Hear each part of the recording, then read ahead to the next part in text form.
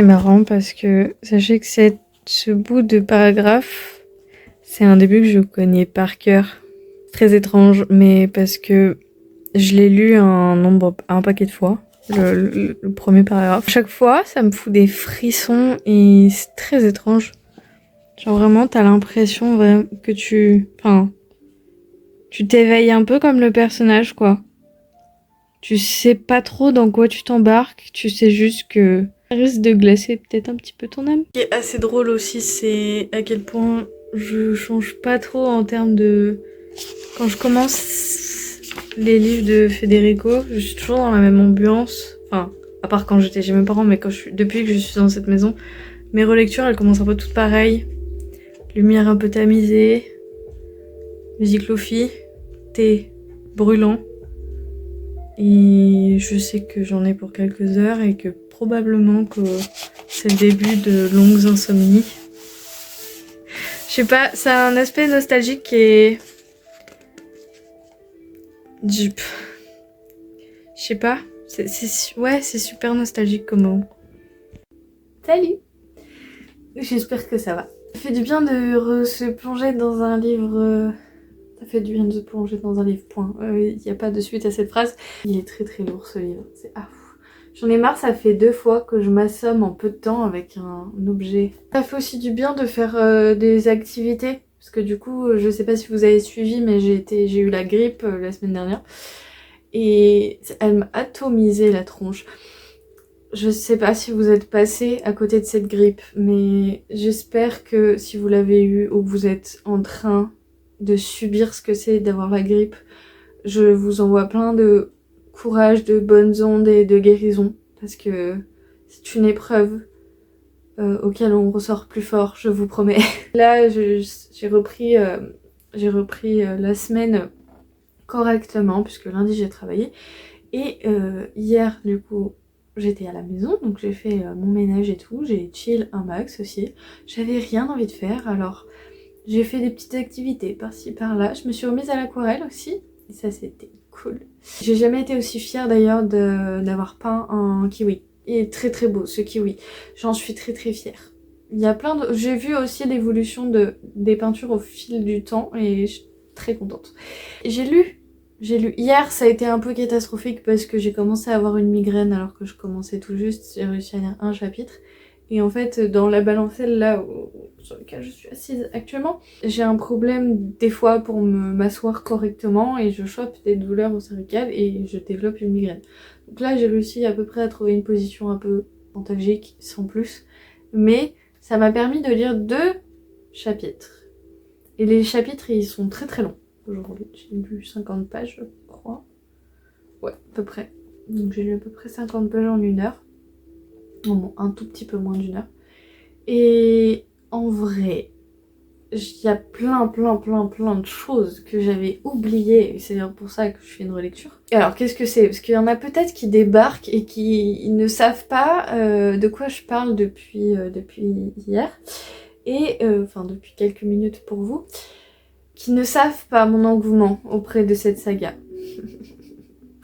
Alors, il s'agit de la saga du Prélude au Ragnarok. Donc là, j'ai le tome 1 de la première intégrale et le tome 2 qui est là-bas.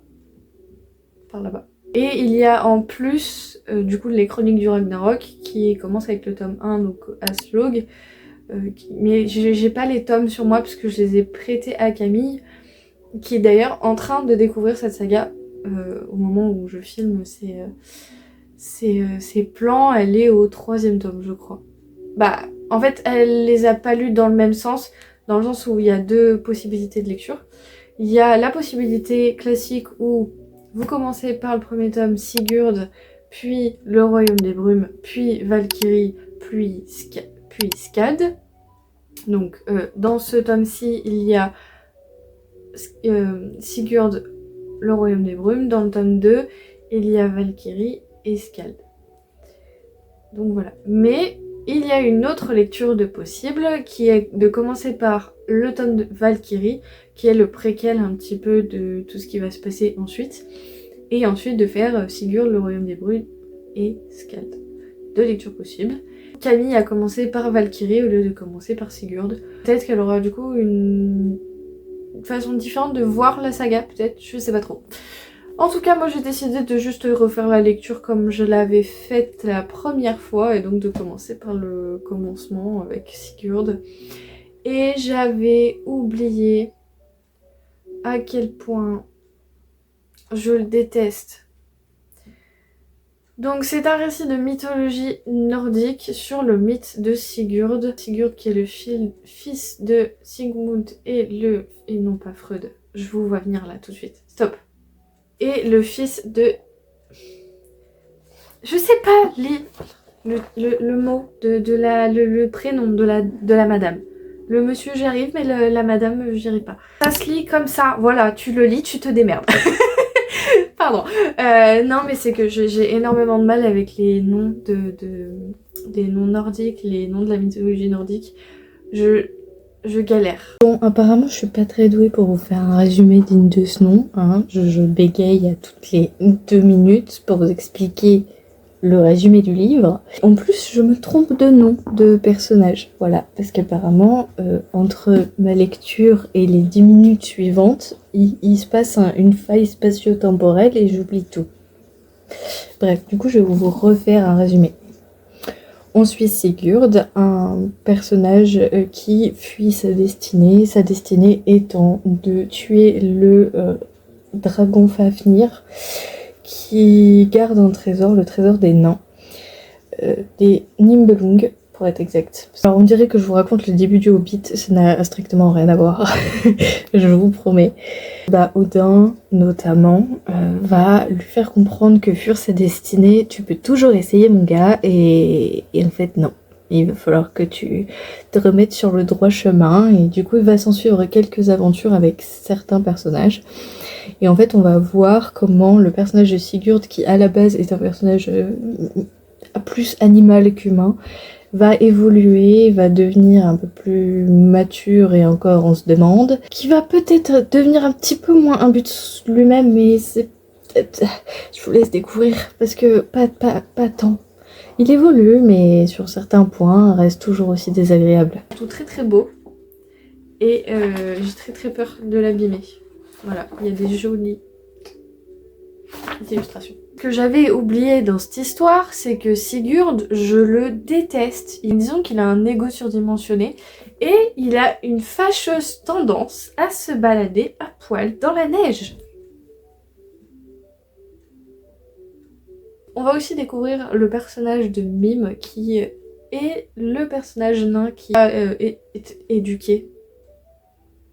Et je mets des guillemets parce que bon, on est quand même sur un nain alcoolique, c'est pas ouf. L'éducation, tout ça, bon.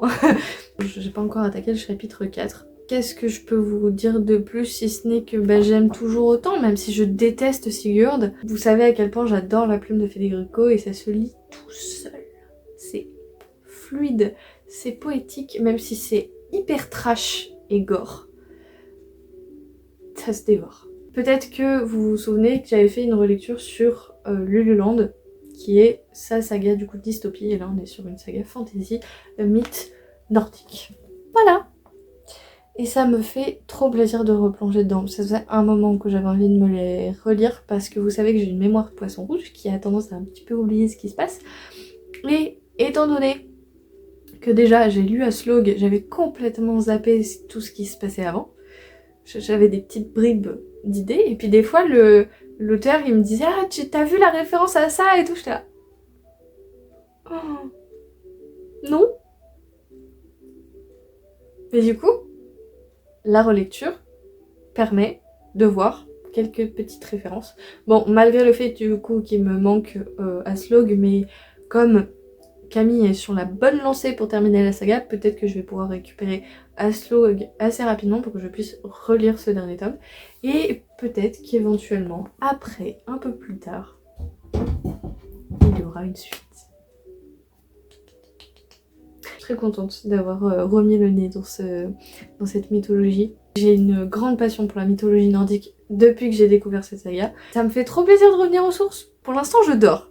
Est-ce que à la fin de ce vlog, enfin à la fin de cette lecture, parce que je suis pas sûre de faire un vlog pour la lecture, mais disons qu'à la fin de cette lecture, est-ce que mon état de sommeil sera toujours dans le même état? Je suis pas sûre.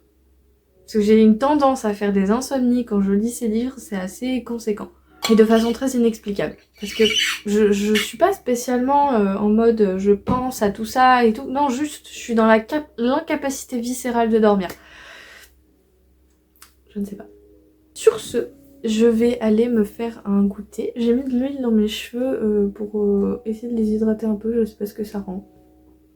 Mais je trouve mes cheveux hyper plats, probablement dû au fait que j'ai dû les sécher au sèche-cheveux la dernière fois parce que j'étais malade, je voulais éviter par superstition, d'aggraver mon cas avec les cheveux humides, même si en vrai, c'est comme l'histoire du froid, ça ne change strictement rien au niveau des bactéries et des virus. Mais je sais pas. Là, je sèche toujours mes cheveux au sèche-cheveux quand je suis malade et je le regrette parce qu'après j'ai des cheveux dans un état douteux. Voilà, je les trouve vraiment pas terribles. D'habitude, je les laisse sécher à l'air libre, ce qui est plus ou moins recommandé. Je m'en tape. Tout ce que je sais, c'est que mes cheveux sont beaucoup plus beaux quand ils sèchent à l'air libre en tresse plutôt que au sèche-cheveux. Voilà. Et pourtant, j'essaye d'y mettre sur air froid. Comme ça, j'ai pas le problème de chaleur chaude. C'est logique. La chaleur, c'est forcément chaud. Bref. Sur ce, je vais aller me faire un petit goûter. Je pense que je vais partir sur un petit cappuccino des familles ou juste un latte. En fait, la nuance entre le latte et cappuccino, c'est que vous rajoutez du chocolat à la fin. Hier, je me suis fait un roulé à la cannelle. C'était trop bon. C'était incroyable. Alors, je les fais pas encore maison. Je suis team surgelé de chez Ikea. Mais un jour, j'arriverai à me motiver et à faire des roulés à la cannelle. Est-ce que je me les mettrais pas en objectif de 2026? Faire ses propres roulés à la cannelle. J'ai réussi à faire des scones l'autre jour, qui étaient visuellement pas ouf, mais gustativement plutôt bons. Pas aussi bons que ceux que j'ai mangés à Dublin, mais quand même très très bons. Sachant que je peux pas trop faire grand chose en termes de gâteau, pâtisserie, parce que j'ai pas d'œufs depuis à peu près 2 mois et demi. Parce que j'ai des personnes qui me donnent des œufs de poule, de leur poulailler. Et du coup, je n'achète jamais d'œufs. Et ça fait un moment que je n'ai pas eu ces personnes qui m'ont donné des œufs. J'hésite à en acheter parce qu'à chaque fois que c'est la période où j'en rachète parce que j'ai pas forcément mon fournisseur qui me donne des œufs, c'est là où je vais me retrouver avec 24 œufs d'un coup. Et du coup, je vais plus savoir quoi en faire. Enfin, je trouve toujours des solutions parce que j'adore ça et que je mange les œufs sous toutes leurs formes, donc en vrai c'est faisable. Mais du coup je n'ai pas de quoi faire des crêpes ou faire des gaufres ou faire des trucs comme ça. Ça fait un moment que j'ai envie de me faire des crêpes ou des pancakes. Bon, des crêpes j'en ai mangé chez mes parents l'autre jour. Mais là du coup je suis dans une phase en mode j'ai trop envie de manger des crêpes, me faire des pancakes et j'ai pas d'œufs. Alors on peut faire tout sans œufs mais c'est pas le même goût et je suis moins fan. Et sachant que déjà que je mange très peu de protéines animales puisque je suis végétarienne, pas par choix, parce que j'aime pas la viande. Si j'enlève les œufs, après, je commence à être très très vite carencée et c'est compliqué. Même s'il y a plein d'alternatives végétales et que les véganes arrivent à s'en sortir correctement sans être hyper carencés, mais quand même. Tout ça pour dire que je vais aller me faire un goûter et à plus tard.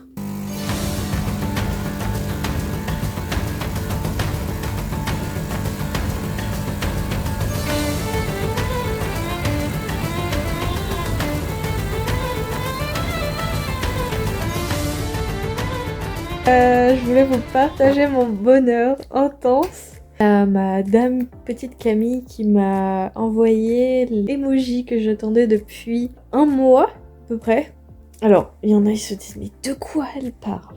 Si jamais vous débarquez sur cette chaîne, Dame Camille, donc du crochet littéraire, est enceinte et donc attendait son enfant. Et il faut savoir que sur le dernier mois de grossesse, à partir d'une certaine date, l'enfant va arriver quand il veut. J'attendais patiemment un petit code qu'on avait mis en place. Je viens de recevoir ce petit code pour me dire que l'enfant arrive. Et bon, pourquoi je suis aussi heureuse? Parce que je veux dire, oui, super, mais pourquoi tant de joie? Je vais être sa marraine. Voilà. et pour celles et ceux qui ne savent peut-être pas, c'est un rêve de vie, c'est un objectif de vie que d'être marraine. Il y en a, ils veulent des enfants, il y en a, ils veulent être mère, père, il y en a, ils veulent pas et ou quoi ou qu'est-ce, mais c'est des objectifs de vie. Voilà, vous voyez ce que je veux dire? Bah, c'est mon cas pour le fait d'être marraine et du coup, voilà, j'attends de savoir comment ça se passe, etc. Mais sachez que je suis dans une joie immense. Je lui prépare des petits vocaux, des petits messages pour après. Voilà, pour lui envoyer plein d'amour, trop de joie.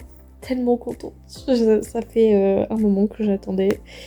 Après, bon, l'enfant arrive quand l'enfant a décidé, donc bon.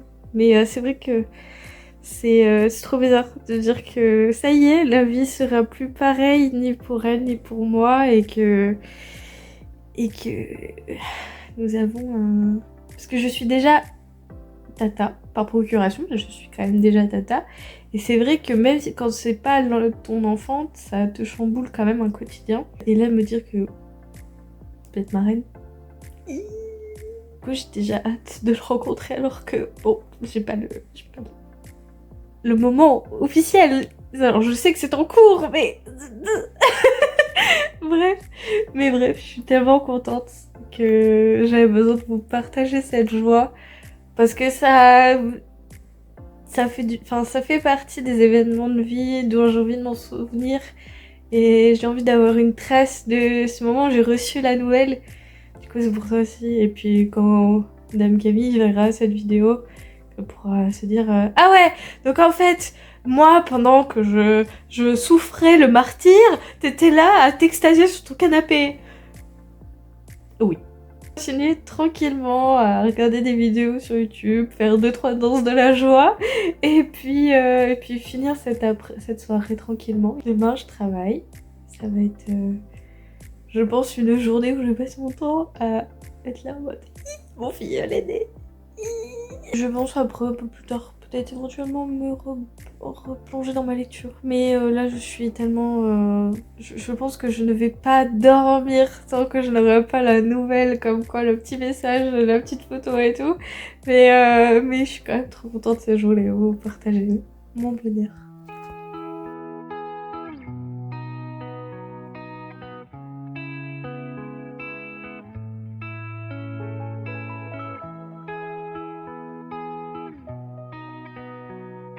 Hey, je me retrouve avec le look du dimanche avec de l'encre partout sur les mains parce que j'ai fait quelques petites activités manuelles. J'ai dit que mon filleul était arrivé, je ne l'ai pas encore rencontré, bientôt.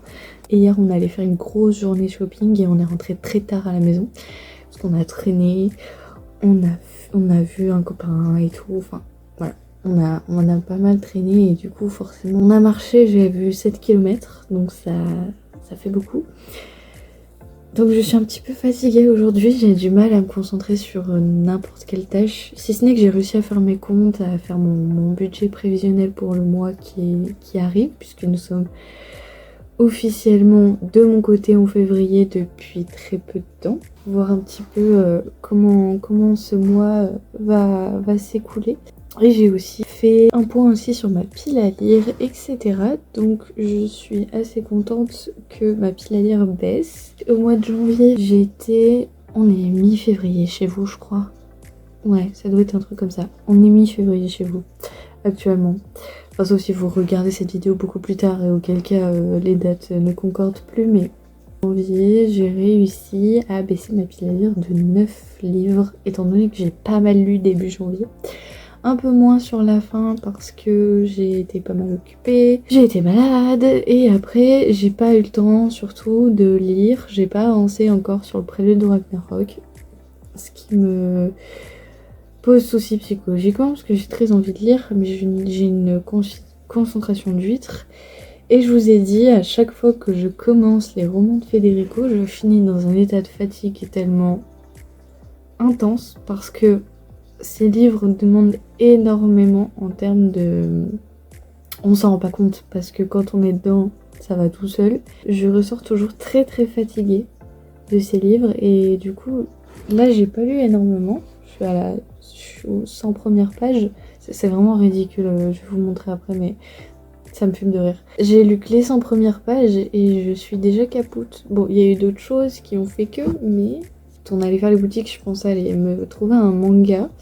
Sauf que celui que je voulais n'était pas disponible, donc je l'ai fait commander à la librairie, mais j'en ai pas acheté du coup. Et j'ai des petits livres, mais le prochain petit livre à lire, c'est le roman d'Amish Macbeth, la suite, et ça me fait pas envie. Parce que le premier a été une catastrophe, et ça me... Voilà. Pour les VIP, le prochain épisode d'Amant sucré de New Gen est sorti. Je sais pas du tout quand est-ce que je vais le faire. Il a l'air très très long. C'est un gros épisode charnière pour les personnages. Donc à voir quand est-ce que je prendrai le temps de faire ça. Du coup, je vais vous montrer un petit peu ce que j'ai fait. Alors, normalement, j'aurais déjà donné tout ça à Camille, donc ça n'aura aucun impact. Alors, j'essaie juste de masquer le prénom de l'enfant. Mais grosso modo, voilà. Donc c'est deux enveloppes complètement différentes. Là, j'ai tenté de faire un pied. D'où l'histoire de pourquoi j'ai de l'encre partout. Parce qu'en fait, j'ai appris ça quand j'ai fait de la spéléologie, quand j'étais au collège. En gros, vous mettez pas mal d'encre, de peinture ou quoi sur le coin de votre main. Sur une surface, vous appuyez. Et après, du coup, ça donne un peu un truc comme ça. En bas.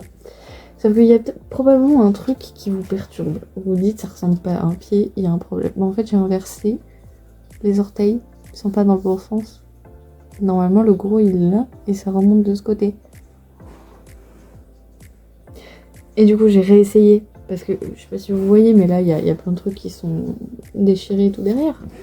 J'ai essayé de changer, de refaire une enveloppe. Je n'ai jamais réussi à refaire un pied correctement.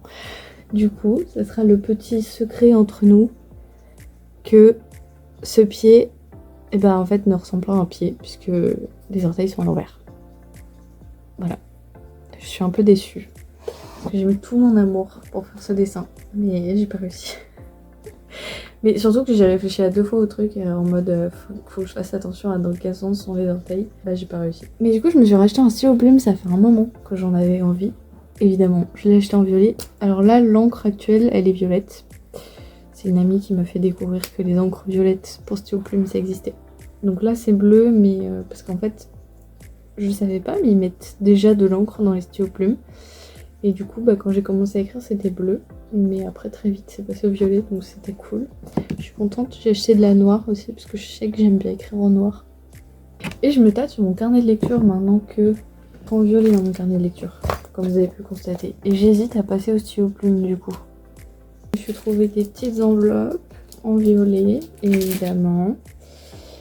Et qu'est-ce que j'ai acheté plein de trucs en vrai hier. Mais qu'est-ce qui pourrait vous intéresser? Si, je vous ai pas parlé d'un truc. Je ne sais pas du tout comment va être ce défi. Mais j'ai envie d'y croire.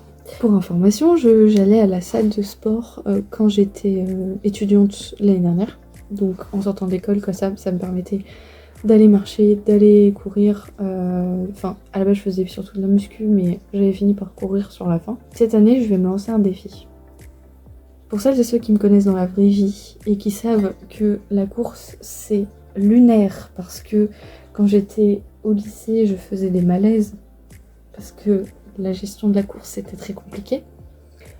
Je vais me lancer le défi de faire les 10 km de Paris en courant. Grâce à une amie, j'ai découvert quelques applications sympas pour réussir à me motiver à faire ce projet, à me lancer dans les 10 km de Paris. Et j'ai du coup acheté 2-3 trucs d'équipement. Alors il y a plein de trucs que j'ai acheté sur Vinted parce que je me suis dit si c'est un truc qui est de passage et que tu vas pas réussir à aller au bout, ça sert à rien de mettre des 1000 et des 100 dans tout ça. Donc j'ai acheté pas mal de choses sur Vinted. Je me suis acheté des vêtements aussi sur Vinted parce que j'ai envie de faire un petit tri de ma garde-robe et il y a des pièces qui me faisaient envie, genre j'avais envie de m'acheter une jupe longue, donc je me suis trouvé une jupe longue, je crois que j'en ai même trouvé 2. Un petit gilet aussi sympa. Surtout que j'ai voulu m'acheter des leggings et des sweats un peu chauds pour pouvoir aller courir dehors. Mais il y a un truc que je voulais acheter, que là je me suis dit, enfin entre guillemets il faut que je l'achète neuf, c'est le camelback. Alors j'aurais très bien pu acheter le sac d'occasion et changer la poche à l'intérieur, mais je me suis pas trop pris la tête, j'ai vu qu'en plus il y avait des trucs qui étaient en solde, donc je m'en suis acheté un. Et j'ai acheté un espèce de truc aussi pour mettre le téléphone. Voilà, c'est pas des trucs que j'ai payé très très cher, donc j'ai essayé d'acheter un maximum de trucs d'occasion. J'ai juste pris un legging chaud au cas où. Après je me dis, quoi qu'il arrive, c'est pas des choses que j'aurais besoin que pour la course. Et je fais des randonnées aussi des fois quand on part en vacances ou même on va marcher, etc. Donc ça, je sais que c'est des choses qui vont me resservir. Le seul truc que je sais qu'il va falloir que je rentabilise, c'est mes chaussures. Mon frère pour Noël m'a offert des chaussures de course. Je suis allée les chercher là aujourd'hui, enfin hier. Et celles-là, il va falloir que je les rentabilise. Mais par contre, en fait, comme c'est des chaussures de qualité et c'est des chaussures qui me sied vraiment parce que on a vraiment regardé correctement avec la vendeuse, etc. pour des chaussures qui me vont pour ce que j'ai envie de faire. C'est hyper agréable de courir avec. Alors ok, j'ai fait des tout petits allers-retours dans le magasin, mais ça n'empêche que c'était hyper agréable pour courir. Alors j'avais envie d'aller courir aujourd'hui. Deux inconvénients: un, je suis très fatiguée, deux, il pleut. Donc au final, je ne vais pas courir aujourd'hui. Par contre, bon, demain peut-être pas, parce que si j'ai assez d'énergie pour aller courir, je vais peut-être plutôt rentabiliser cette énergie pour faire l'aller-retour pour aller voir mon filleul, plutôt qu'autre chose, et sachant que le lendemain je vais travailler. Mais la semaine prochaine, il faut au moins que j'aille tenter de faire un premier run, parce que sinon je m'y mettrai jamais. Et certes, il me reste plus de 120 jours pour réussir à faire les 10 km de Paris, donc c'est largement suffisant. Mais là, c'est la motivation qu'il va falloir entretenir. Donc j'ai envie de faire une petite tri dans mes fringues. J'ai prévu de le faire aujourd'hui, mais je sais pas si je vais avoir assez d'énergie et d'envie pour faire ça. Je me dis au pire, en février, il faut que ça soit fait. Et c'est de toute façon, c'est dans mon bingo de l'année 2026. J'ai pas fini encore de le remplir, il me reste 3-4 cases à remplir. Donc je me dis d'ici la fin de l'année, j'arriverai à trouver des objectifs un peu sympas. Je vous reconseille la vidéo de Q qu'il a fait sur la saga du prélude de Ragnarok. Parce qu'elle est hyper qualitative, elle est très courte, elle est très humoristique et elle vous explique un petit peu ce que moi j'ai eu du mal à vous expliquer apparemment pour vous contextualiser un petit peu ce qui se passe dans cette saga. Vous donner envie probablement de vous lancer dedans. Il est tellement lourd ce livre. En fait, on a deux façons complètement différentes de vous parler de la même saga et je me dis que si l'humour ça vous parle, ça peut être très intéressant d'avoir le retour de ce Q. Donc je vous mets la vidéo dans la description. Est-ce que vous ça va? Comment ça se passe? Donc comment se passe la mois de février? Est-ce que vous avez des envies? Est-ce que vous en avez marre et que vous avez qu'une envie, c'est de voir le printemps qui arrive? Est-ce que vous êtes allé skier? Parce que je sais qu'il y en a parmi vous qui ont la chance de pouvoir aller faire du ski. Alors moi financièrement, techniquement je pourrais. J'ai juste pas... Enfin j'adore skier parce que j'ai déjà skié quand j'étais plus jeune, mais c'est vrai que c'est un truc que j'aimerais faire avec d'autres gens et en fait il faut juste trouver le moment, s'organiser ça et pouvoir aller skier correctement. Mais je pense que c'est surtout qu'il faudrait que je prenne au moins une journée de cours pour me remettre dans le truc de je vais faire du ski, parce que c'est quand on sait pas faire, c'est super dangereux. Et comme ça date, ça doit faire 10 ans que je suis pas montée sur des skis. Je vous dis à plus tard. Hello, je vous prends, je suis en train de manger. Voilà. Il va trop beau mon bol. Je suis assez contente de cette journée puisque... Oh, j'ai déjà vendu un article sur une tête, c'est trop bien. En gros, depuis ce matin, qu'est-ce que j'ai fait? Donc déjà j'ai fait le ménage dans ma maison, enfin vite fait, passé surtout au coup d'aspirateur, fait la litière, etc. Ranger du linge, j'ai étendu une lessive, les trucs un peu bateaux, et je suis allée courir. Enfin, parce que je voulais aller courir hier, mais hier il pleuvait. Là ce matin, j'ai attendu que le soleil se lève quand même, parce que je suis réveillée depuis un moment. Étant donné que j'ai tellement hâte de rencontrer mon filleul, que j'ai eu beaucoup de mal à dormir, forcément, j'ai été réveillée tôt ce matin. J'ai pas fait une perf absolument excellente, mais j'ai fait une perf satisfaisante. J'étais clacasse. Ça m'a permis de bien me remettre dans le bain. J'ai fait alternance course-marche pour faire un début pas trop violent. J'ai quand même couru quasi 3 km en 20 minutes, 20-25 minutes, donc je suis assez contente. Ça va pas faire les 10 km ça, mais on est en bonne voie, sachant qu'il me reste... les 10 km de Paris, c'est le 7 juin. Du coup, j'ai de la marge pour m'entraîner correctement, d'y aller doucement. Pas non plus, le but c'est pas non plus de se faire mal, c'est un peu débile. Et le but aussi c'est que je kiffe mon moment. Genre si je vais courir, mais courir pour juste aller courir et prendre zéro plaisir, ça sert à rien. Et comme je suis levée depuis un moment, que j'essaye de m'occuper pour ne pas juste tourner en rond, je me suis mis mon livre audio Le Fantôme de Versailles, qui est plutôt pas mal. Il y a des trucs qui sont très légers et enfantins entre guillemets. Disons que le sujet est pas très bien pris au sérieux, mais je ressens le truc en mode c'est fait exprès. Donc ça reste agréable à écouter. Ça se passe au moment où la rédaction des droits de l'homme a été faite et qu'il le présente au roi. Ça se passe pas forcément très très bien. Donc on est en plein milieu de la Révolution française et on suit Gabrielle Joly dans dans plusieurs enquêtes, parce que là c'est le 4e tome.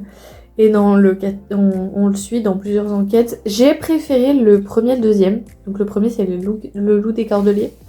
Donc Gabrielle Joly est un journaliste à la base et qui résout quelques petites enquêtes, etc. Et je vous laisse découvrir tout ça. Et du coup c'est écrit par Henri Lovenbruck. Je me suis mis mon livre audio dans les oreilles. Et après généralement quand j'ai un truc sur les oreilles, un truc pour me concentrer, je suis d'une efficacité exemplaire. Je sais pas si vous avez remarqué que quand on est occupé auditivement et qu'on... C'est pour ça que les livres audio sont autant consommés, c'est parce qu'on peut faire tellement de choses en même temps et que faire une action physique te permet de te concentrer sur ce que tu écoutes. Donc c'est pour ça que je vous recommande de faire votre ménage quand vous écoutez des trucs.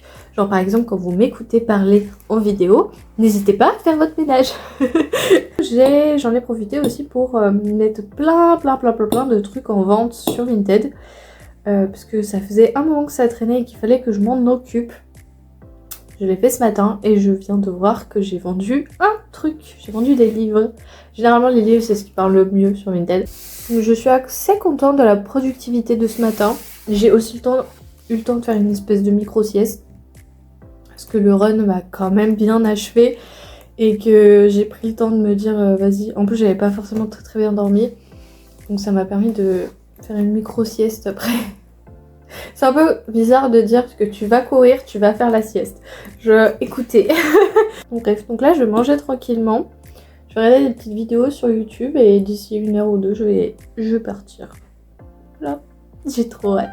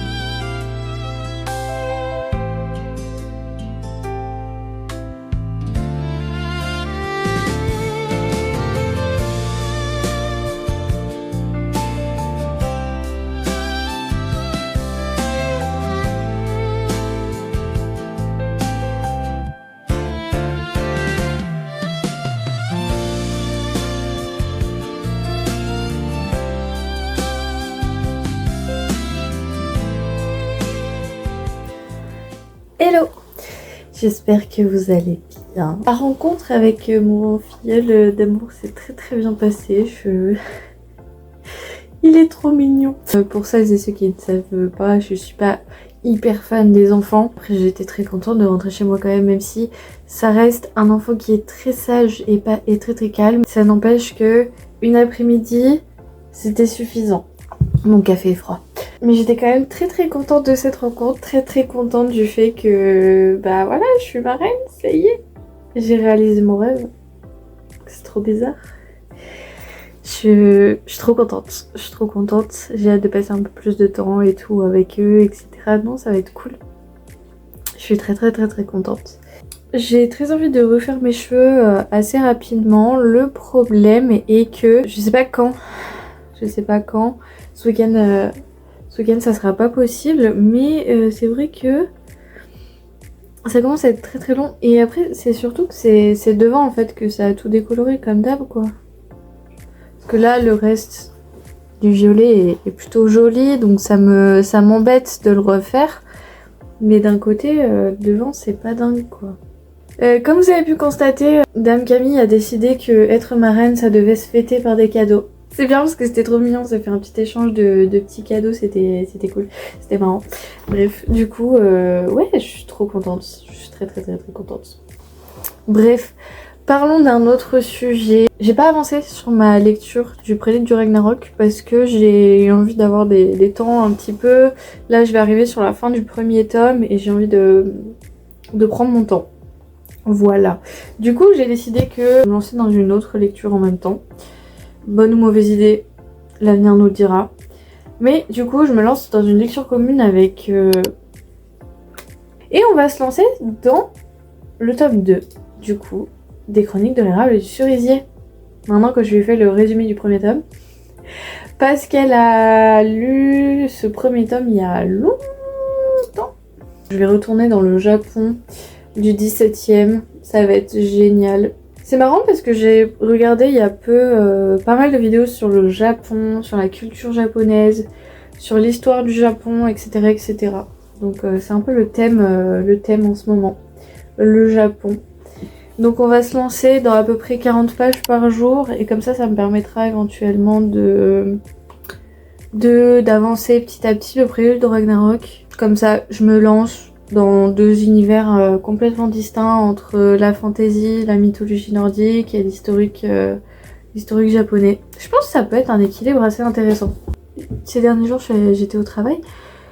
Du coup, je sais pas passer grand chose dans ma vie, si ce n'est que j'ai travaillé quoi. C'est un vlog qui se passe pas trop comme prévu, parce que je pensais vous faire un bon gros vlog sur ma lecture du Prélude de Ragnarok et bah mon filleul en a décidé autrement. Je vous retrouverai pour la suite, pour le prochain épisode, sur comment mes lectures vont évoluer. Je vais essayer de vous tenir au courant sur cette relecture et sur cette lecture commune.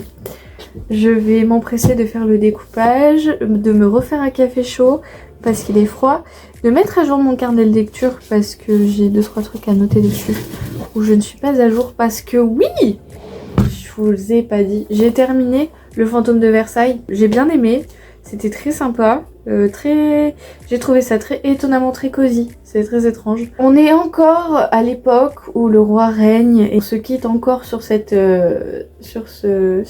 époque-là, en sentant très bien que la révolution va vraiment bien se concrétiser parce que il y a eu la révolution du 14 juillet, mais c'était là on est sur un autre pan de l'histoire. Et c'est très intéressant. J'ai trouvé ce dernier tome des aventures de Gabrielle Joly beaucoup plus cosy, beaucoup plus... peut-être un peu niais, parce qu'on parle pas mal des problèmes de cœur de notre personnage principal. Mais d'un côté, ça reste quand même très intéressant du point de vue historique de qu'est-ce qui se passe en fait à l'époque en 1789. Même si je crois que c'est un tout petit peu après, je me souviens plus de la date exacte. Mais on est sur cette époque un peu révolutionnaire, post-révolutionnaire, et en même temps on sent que la tête du roi va pas tarder à rouler sur le plancher quoi. Mais nous n'en saurons pas plus puisque c'était le dernier tome de la saga Gabrielle Joly. J'avoue que... bah... comment ça se termine pour notre personnage, c'était logique qu'on s'arrête sur ce point-ci. Cependant... ma frustration d'en savoir beaucoup plus est présente et du coup j'ai envie de me dire qu'il y a un autre tome qui pourrait arriver.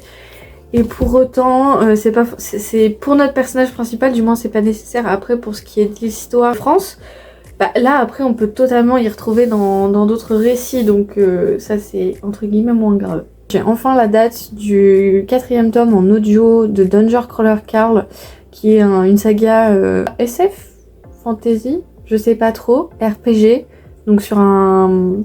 ça fait mine que c'est un role player game, un jeu de rôle, et du coup c'est super drôle, excellent ce livre, et du coup nous avons la date de sortie du roman audio, et ça va être interminable d'attendre, mais c'est le 26 mars 2026. Alors à voir, parce que la dernière fois ils nous ont annoncé une date, ils ont fait un retard de 1 mois.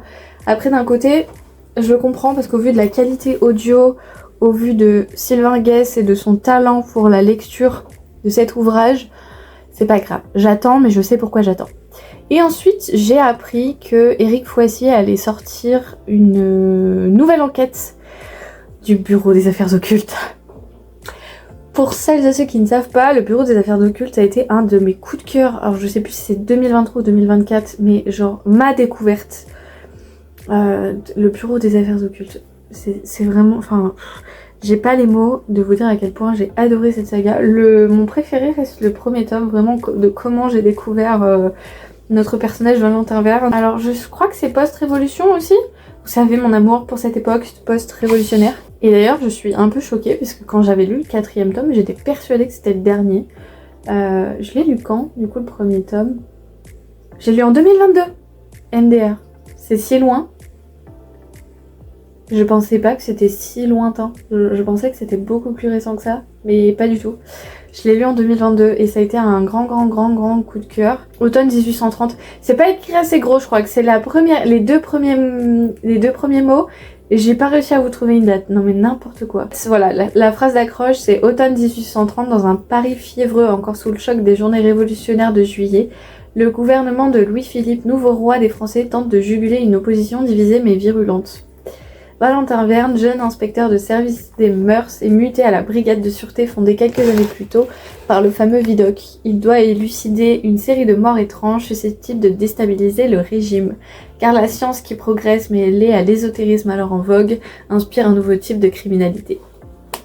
Ah là là, je me suis donné envie, en quelques phrases, de relire cette saga, parce que vraiment, j'ai adoré.